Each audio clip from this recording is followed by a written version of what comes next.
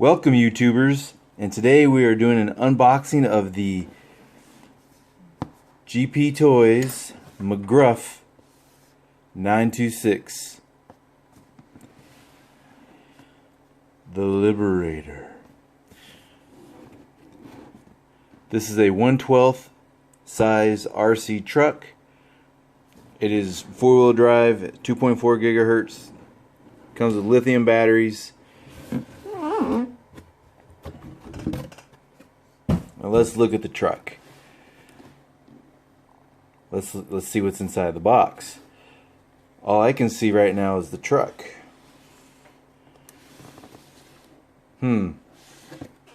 Let's investigate.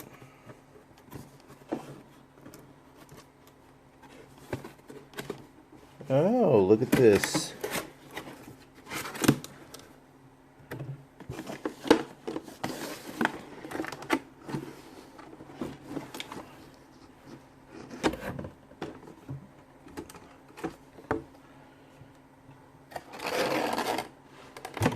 Underneath is where they are hiding all this stuff. Very clever.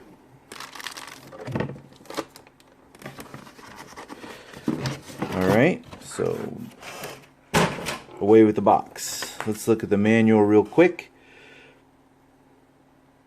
First thing I notice, which I find is very impressive, is the fact that it is like a magazine. It's in color. Check that out. The whole thing is in color.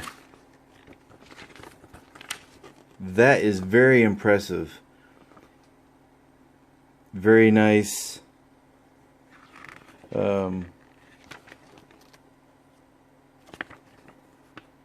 Very detailed instructions as far as how to drive your vehicle,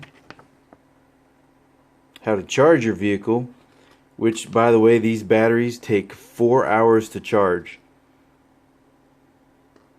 I think that could be done differently, but we'll wait and we'll see what the inside of the truck looks like.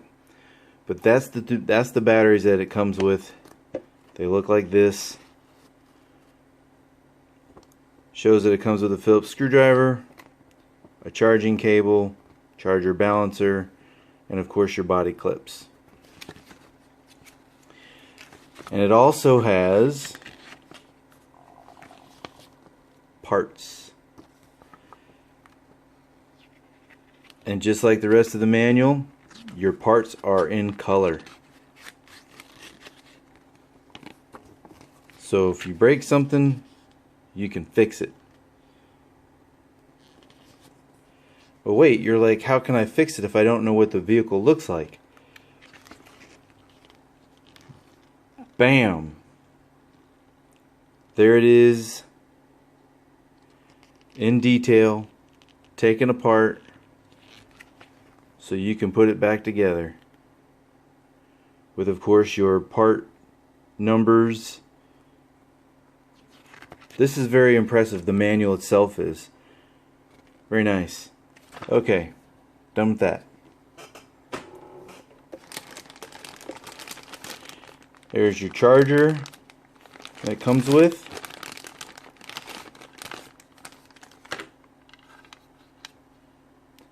Which is USB based.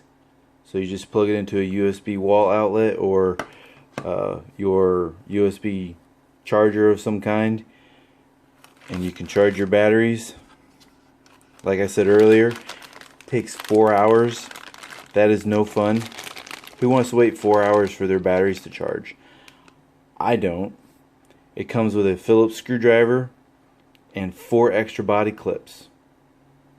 Because we all know we lose those when we're bashing and stuff, doing all that good fun stuff. Alright, so let's put this away. Now let's look at the truck. Wait a minute. You're saying, where's the radio? I'm kind of curious about that myself.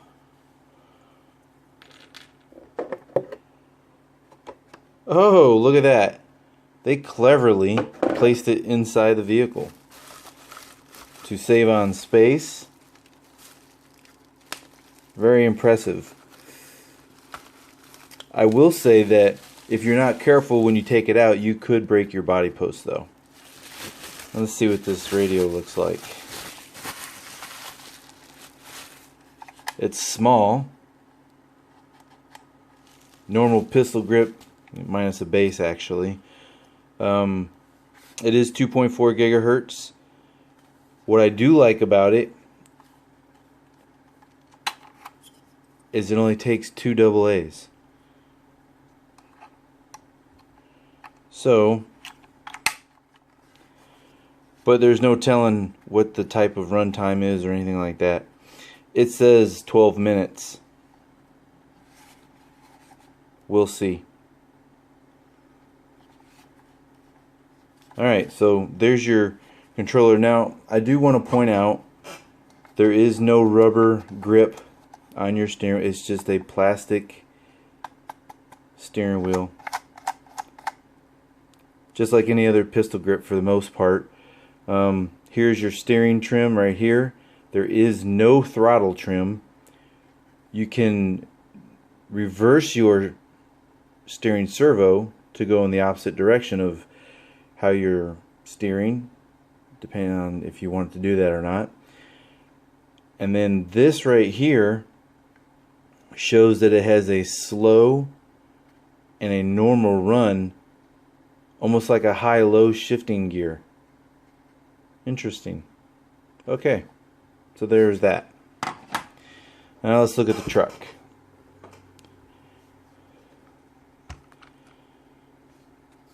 First thing I notice is these batteries. I do not like that. You may be okay with it, but I myself am not a big fan. It also has a ESC speed controller combination. There's no separate receiver. It has a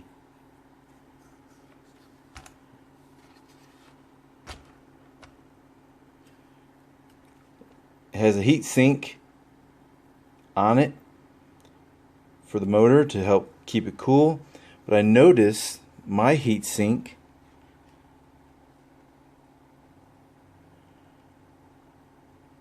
does anybody else notice that? Look at that.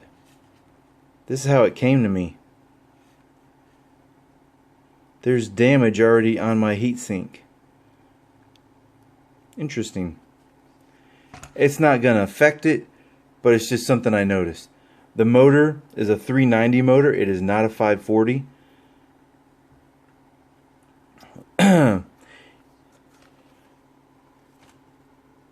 It has headlights.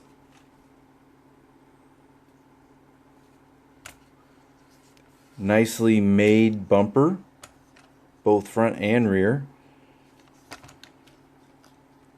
Flexible, so it can take a beating of some kind, but we'll see about that when we go do a run.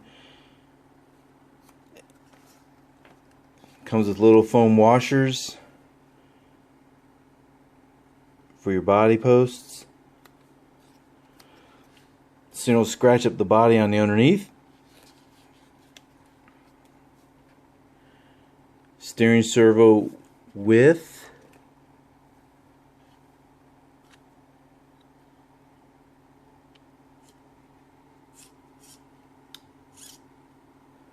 there is a servo saver on it. It's a built-in servo saver onto the servo itself. Pretty nice. Okay. The shocks. That's bouncy. This is going to bounce all over the place. The shocks are friction shocks. I want you to notice this too.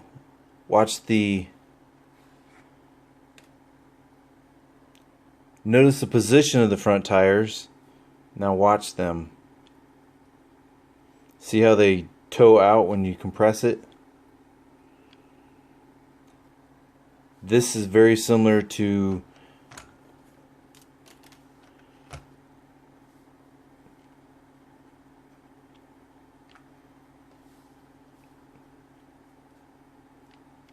the Tamiya type vehicles that you get from Tamiya.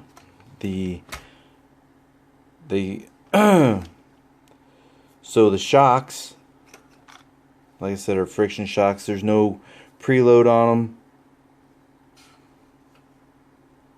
It's just coil springs.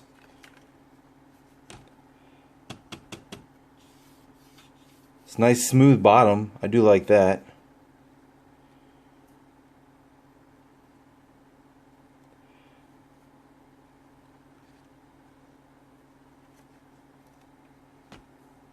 The tires are fairly soft. They're more of a medium compound. Not a really hard compound or really soft, but just right there in the middle.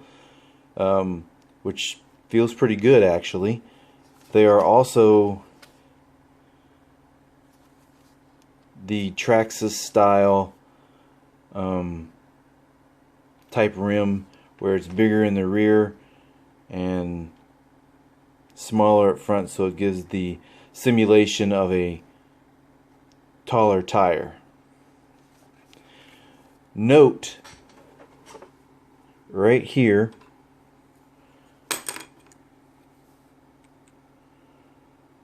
is a Phillips head screw, but it is also a hex head. So if you want to take it apart with a screwdriver, you could, but if you have sockets, that's the way to do it. That way you don't damage that, because if you damage that, well, and you don't have a socket, then you won't be able to take it off later. Alright, so let's go ahead and power this thing up. Speaking of power, here's your on-off switch. Note the arrows, which way goes what, but notice how they have power as red instead of green for go. Interesting. But that's how you turn it on. So let's go ahead and do this real quick.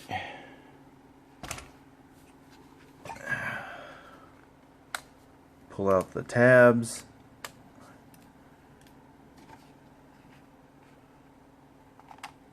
Turn on the radio. Note the LEDs flashing.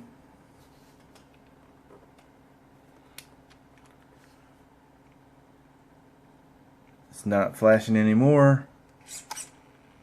Let's see. Oh, it's proportional. Look at that.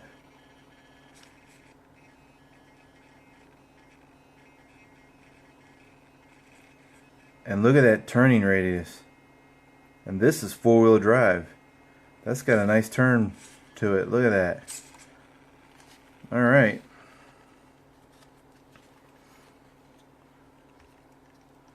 There's the headlights.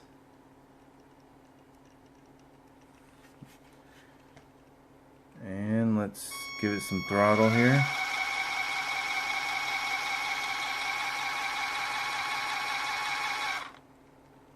This is in slow, by the way.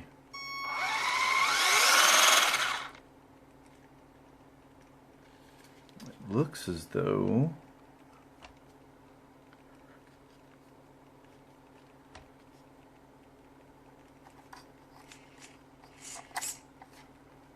the steering is off.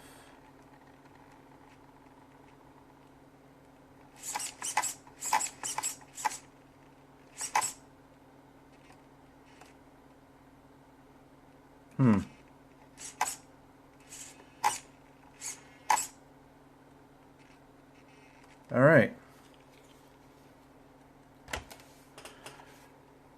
Stay tuned for the running video which will come at a later date. Thank you for watching. If you have any questions for me, please post in the comments below. Comments, please like, subscribe, and thank you again for watching. Have a great day.